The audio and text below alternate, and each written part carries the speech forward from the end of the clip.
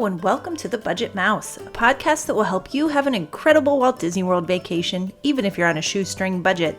This week it's Christmas in July, and I'm sharing everything you need to know about planning an affordable and amazing trip to Walt Disney World during the holiday season.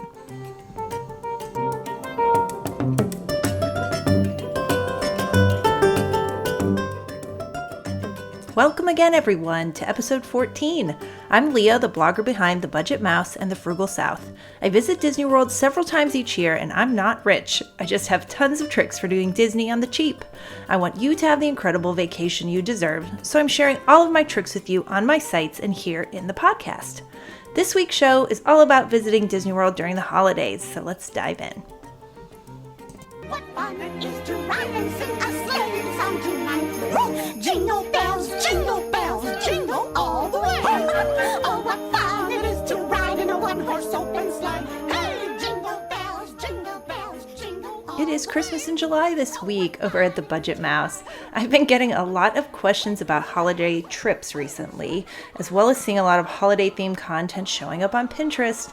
So I figured there's lots of holiday trip planning going on right now, and it would be relevant to do a show about planning your Disney World trip on a budget during the holiday season. We're well into the 6-month window where you can make dining reservations in advance.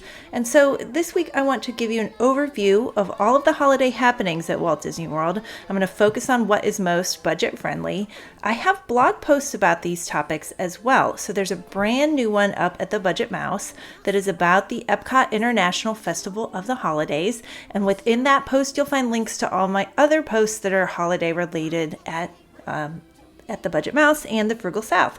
So I'm going to just break down everything that goes on at Disney World on the holidays first, and then I'm going to talk about ways to maximize this while you're on a budget there. So first, the Magic Kingdom. We have to start with the biggest one because this is where this is where the most of any park exciting stuff happens during the holidays. So all of the holiday decorations are up by November 8th at the Magic Kingdom. That's a question I get asked a lot. Like, when do they decorate? And people want to know if they're going to see the decorations during their trip. So as long as you're there by the 8th of November, then you will see the decorations up in the Magic Kingdom. And we're not talking a few wreaths on buildings here. The place is decked out from top to bottom for Christmas. It's over the top. It's really impressive, actually. They do all the decorating at night, and so they work on it gradually. You'll see some stuff up before that, but the park is fully decorated by the 8th of November.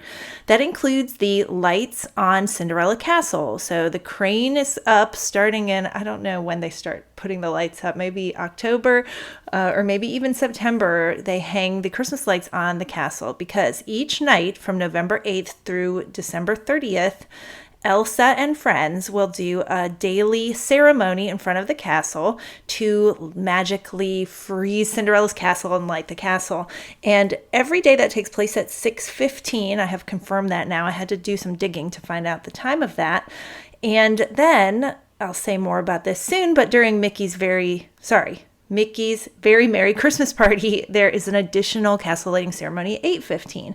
So one other thing that starts around November 8th is a holiday overlay on the Jungle Cruise. It turns into the Jingle Cruise. And I haven't seen this personally, but I've heard it's really fun. I mean, it's such a fun attraction anyway. I can imagine it's even more fun with holiday gags and an overlay on the attraction.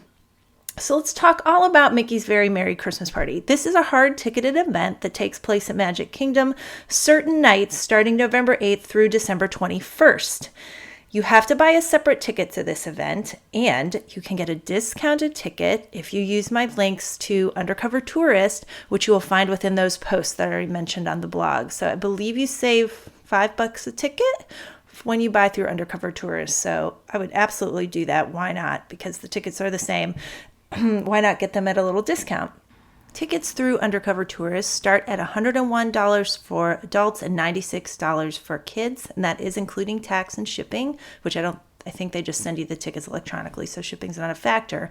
Now, if you want to compare that to a one-day peak ticket to Magic Kingdom, they start at $137 for an adult.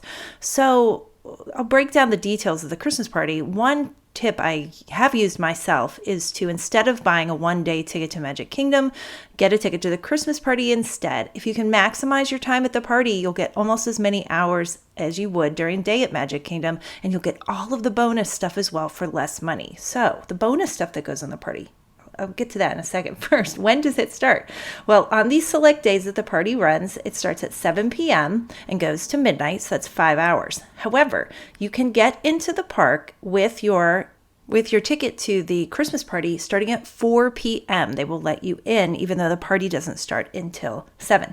So that's an additional 3 hours. So you get a full 8 hours at the park if you can hang until midnight with that ticket to the Christmas party. So the parade at the party is really something to behold. I mean, it's going to ruin all other Christmas parades for you for the rest of your life. I just have to give you that warning first. It is so over the top. It is incredibly fun. I saw it last year. There are 2 parades during the party at 8:30 p.m. and 11 p.m. And it does snow on Main Street during the parade. It is the best place to watch it is Main Street, but it is very crowded. I suggest getting there 30 minutes solid in advance of the parade starting to get a good spot. We were kind of crammed in at the last minute, and we got there about 10 minutes before the parade started. And I will let you know that my daughter slept through the entire parade in a stroller that we brought along because we thought she'd get tired. Oh, she fell asleep at like 8 o'clock at the party. So she got an hour's worth of the party for her price of her ticket. She was just really worn out, I guess. So the parade is not to be missed at the party. There is a special fireworks show at 10 p.m. that's Holiday Wishes. They actually bring back the Wishes show for this event with a holiday theme. And there is like I said, another parade at 11 p.m. There's an additional castle lighting at 8:15. They turn the lights off on the castle and do the show and turn them back on again at 8:15. So there's a lot of other stage shows that go on during the party. There are special character meet and greets, and some of them you can only see during the party. You can meet Jack Skellington. You can meet all 7 dwarves together. That's the most popular meet and greet. The line is quite long. You can also meet the princesses with their princes, and it is a really fun. The character meet and greets are really fun. A lot of the characters are in special costumes that they only wear at the party as well. And in addition to that, not all the attractions, but most of the attractions are open as well. And they do limit the number of tickets they sell for this, so you will experience much lower wait times on the attractions, especially as you get later in the night and some people bow out. Last but not least at the party is the free food, because there are complimentary beverages and treats at the party. I'm going to run down what they gave out last year. Now, this is likely to change. It changes every year. But you got a snowman soft pretzel and snow cone at Tortuga Tavern. You got a Dove chocolate and sparkling apple cider at Friar's Nook. You got peppermint crunch cookie and chocolate milk at Pete Silly's Sideshow, ginger molasses cookie and eggnog at the Liberty Square ticket office, snickerdoodle cookie and hot chocolate at Cosmic Rays, Santa Claus cookie and snow cone at Anti-Gravity's. They were also giving out assorted Christmas cookies, and you could choose from hot chocolate or apple cider, I believe, at the restaurant that is right above.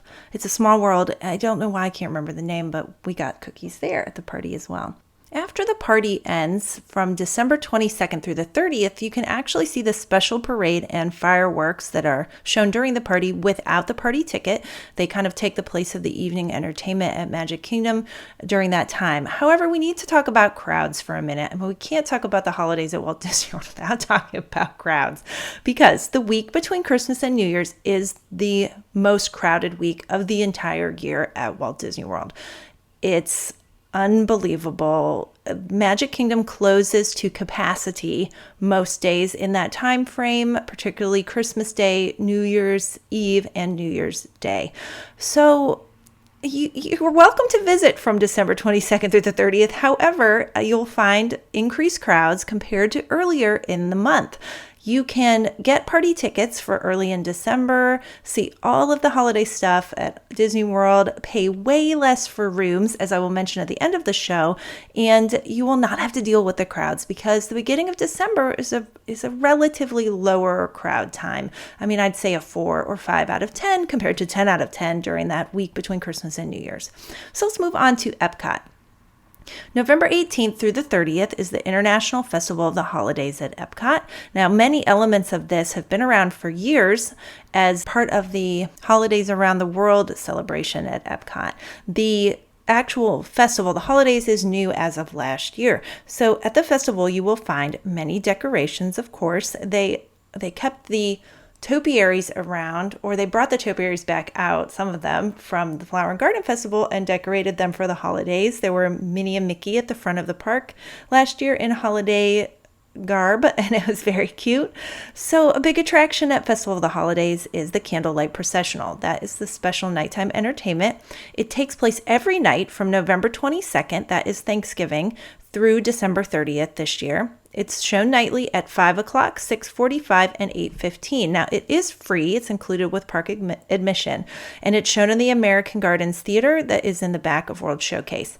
It is free, but it is quite hard to get seats to the show. People queue up for this several hours in advance. I've heard of people getting in line for the 5 o'clock show at 2 o'clock in the afternoon. Now that's crazy to me, but I've heard that people do this for very popular narrators. So the show consists of a celebrity narrator reading biblical passages about the Christmas story, and a choir, a huge choir, and a live orchestra that perform Christmas songs. It's about 30 to 40-minute show. And it is very popular, as I said. So one way to get around waiting in line for hours to see this is to get a dining package. And there's a bunch of info on the blog about the most affordable candlelight processional dining packages. They get you a meal at an Epcot restaurant. And there's a few restaurants that are in the Epcot area that are now included, that are not actually in the park. And then they get you preferred seating to the show. They get you guaranteed seating to the show. Now, people do still line up early for the best seats for even the preferred seating that comes with the dining package. But I say 45 minutes, 30 to 45 minutes before the show, if you're in line, you're going to get a great seat with the dining package. So head over to the blog for more information on that. So also scattered around World Showcase during Festival of the Holidays are the holiday kitchens. Well, they're just the food and wine booths that are repurposed again. Epcot now has 4 festivals throughout the year, and the food booths are a theme at all of them. I did sample a bunch of the food from the food booths last year, and I'm happy to report it was incredibly good and very affordable. I thought the value was excellent. So in the post that's on the blog up right now, there's pictures of some of the food I had, but I had like a mini turkey dinner with green beans, mashed potatoes, turkey, cranberry stuffing, fried onions. It was $5.25, and I was full after eating it, and that was at the American booth. So I thought the food was excellent from the booths there. You'll also find Santa and Mrs. Claus that meet in the back of the American Adventure Pavilion, and I saw very little line to meet them. In fact, they were just kind of sitting there for a while, like waving at me, and I was like, oh, people need to come and meet them. So it's a great place to meet them. It's kind of hidden away, and I don't think many people know that they're there. So you can get pictures taken you can take pictures yourself on your phone, or you can get a PhotoPass photographer to take a picture of your kids with Santa and Mrs. Claus.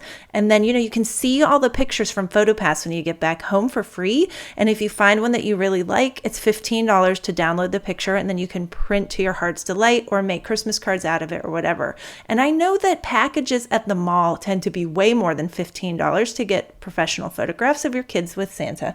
So it might be a good way to save money on that if you're going to be at Epcot anyway, to take advantage of meeting Santa and Mrs. Claus there. So there are holiday storytellers scattered around Epcot as well that perform sporadically throughout the day. I suggest getting a times guide when you get there that will show the times of the performances in each of the parks or in each of the pavilions for the holiday storytellers.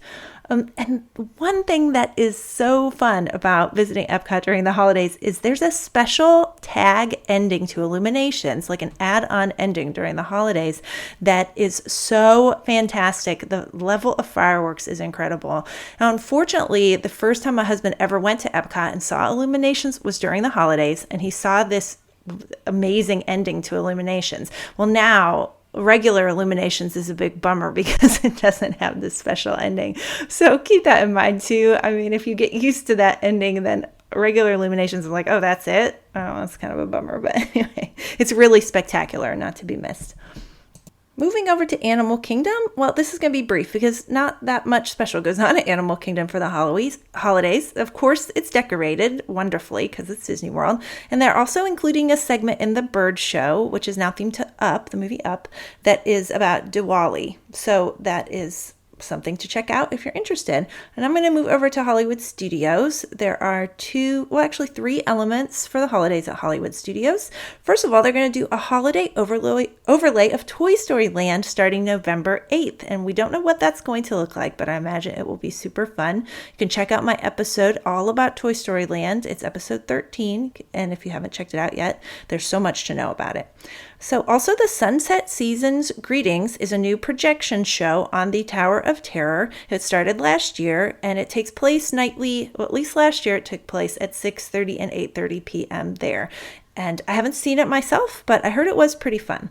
And last, there is a special fireworks show for the holidays. It is Jingle Bell, Jingle Bam. And I don't have the time for that, but that is a special feature in the holidays. So at Disney Springs, there is a very fun Christmas tree trail that this year will consist of 25 decorated trees that are themed around Disney films, characters, and attractions. Last year it opened on November 13th, so you can expect that around the same time of year. It opened at noon daily, and it's in the marketplace area. And in the middle of the Christmas tree trail, you can meet Santa. And what's cool about meeting him there is you just check in at a podium, and they assign you a return time to come back to meet him. And you don't have to stand there waiting in a line. It's kind of like a fast pass to meet Santa. It's a good idea, right? So on to how to save money on a holiday trip. I already mentioned a few tips, but I want to add more, particularly about the best times to go to save money on accommodations. So the room rates at Disney World vary wildly throughout the year.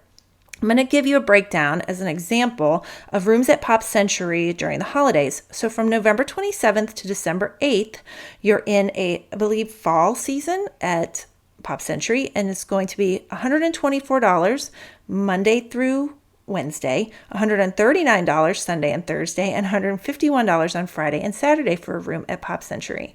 December 9th through 13th, it jumps up to $137, just a flat fee.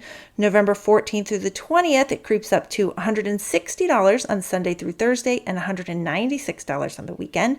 Starting December 21st through the 31st, $212 a night at Pop Century. Now, these are not even including tax, and this is a rack rate, though. You can definitely get discounts on this. Disney will offer discounted rooms. I imagine the discounts will be coming out quite soon. And you can also stack Orbitz promo codes on top of Disney discounts if there are rooms available on Orbitz, which oftentimes there are. So I would start looking into rooms at Disney. If you want to go during the holidays, I would look into them soon because they will book up. They will be completely booked during the holiday season likely. And I don't know when that will happen, but they will get booked up. So as you can see, the cost to stay at Disney skyrockets starting December 21st. So if you want to stay on a budget, you must go before that. So my suggested dates to stay at a Disney resort on a budget are weeknights from November through December 13th. With the exception of President's Day weekend and Thanksgiving, the rates will be the best during that time period. Now, another thing I often do to stay at Disney World is to rent DVC points. December 1st through the 14th is adventure season for DVC, which means it's the cheapest time of year to stay with rented DVC points. If you don't know what I'm talking about, just head to the blog, thebudgetmouse.com, and search for DVC, and a post will come up guiding you through how to rent points with Disney Vacation Club. So I have gone many times that time of year, December 1st through the 14th, and stayed for quite cheap on rented points, but the availability at this point is probably limited, so you need to jump on that if you want to do that. So last year when we visited, we booked a kind of last minute trip and we couldn't find availability for our dates on property. So we stayed off property. I'm always nervous staying off property because it's hit or miss. I got a room at the Hawthorne Suites Lake Buena Vista, a 2-room suite with 1 bedroom with 2 queen beds for $75 a night plus tax. It ended up being great. I lucked out and I was quite nervous. I remember posting on Facebook, like, wish me luck, I'm going to this frightening, very cheap hotel by Disney World. But it was great. And I actually recommend that as one of the best places to stay off property. It was during those first 2 weeks of December. That's why the rates were so low. And so that is a great time to go. And if you must stay off property, I recommend that place highly. And there's a full review with pictures of that over on the blog as well. So the last thing that I must mention is that something you can't miss at Disney World during Christmas are the decorations at the monorail resorts. I'm talking the Contemporary, Polynesian, and Grand Floridian. So you cannot miss the gigantic Christmas tree and life-size gingerbread house at the Grand Floridian. You can also purchase gingerbread treats at the Grand Floridian. There is a gingerbread display at the Contemporary as well. And the Polynesian is always beautiful, but extra nice during the holidays. So I used to recommend parking at one of the monorail resorts to ride the monorail around, but we were turned away from the Contemporary last year during the second week of December due to peak season parking restrictions. You had to have a dining reservation at one of the table service restaurants or be staying there to be allowed to park there. So these are my tactics now for touring the monorail resorts during the holidays. You could make a reservation at the Wave at the Contemporary Resort or the Grand Floridian Cafe for brunch or an afternoon snack. Okay, you don't have to eat a full meal there to have a reservation. You could just get an appetizer and drinks, for example, or a brunch. And you will be allowed to park at the resort for 3 hours since you have a reservation, which should allow plenty of time to eat and tour around the resorts. And they're not going to tow your car if you're 5 minutes after. Don't worry. So another option is to park for free at Disney Springs and then take a bus to one of the monorail resorts and then back to Disney Springs afterwards. You wouldn't even have to take a bus back to the same, or you wouldn't even have to ride the loop all the way around to the same resort. You could just leave whatever resort you end at and take a bus back to Disney Springs to your car. But if you're really crunched for time, you can always pay $20 for Magic Kingdom parking and pick up the resort monorail there. Or if you're staying at a Disney resort, you can park there for free anyway at the Transportation and Ticket Center at Magic Kingdom and ride the resort monorail around that way. I am so pleased that I get to thank a new patron on the podcast this week. So special thanks go out to Carla, who became a patron of the Budget Mouse on Patreon. If you don't know what I'm talking about, this is a way you can support the podcast and keep it ad-free by becoming a patron of the show. So patronage starts at $2 a month, and with it, you get extra features such as a exclusive patrons only blog post, which there is one currently up, a review of Terralina Crafted Italian, the new restaurant at Disney Springs. You'll also get quarterly behind the scenes video just for patrons, and most of those will be right from the Disney parks. You'll get my Disney Dining Plan ebook for free, and if I can reach my goal of $100 a month in support, I'm going to do a Disney Park merchandise giveaway that is just for patrons. So you'll have quite good odds of winning with a patrons only giveaway.